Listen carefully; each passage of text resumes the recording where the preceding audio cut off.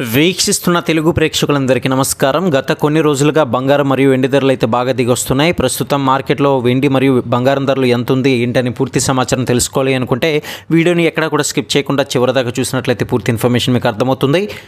First time కనుక channel చూస్తున్నట్లయితే subscribe చేసుకుని లైక్ చేయండి.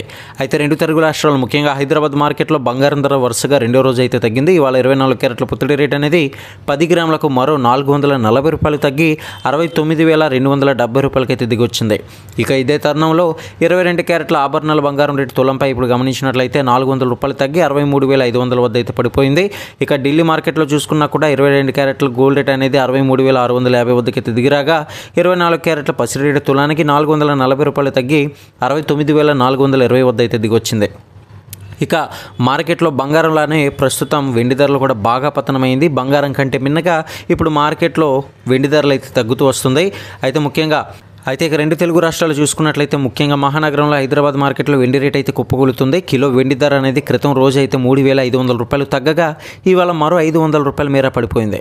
అయితే ప్రస్తుతం హైదరాబాద్ మార్కెట్లో కిలో వెండి రేటు ఇప్పుడు 87,000 వద్దకైతే దిగిరాగా ఢిల్లీ మార్కెట్లో చూసుకున్నట్లయితే కిలో వెండి రేటు ఇవాళ 500 రూపాయలు తగ్గి 82,000 వద్దకైతే పడిపోయింది.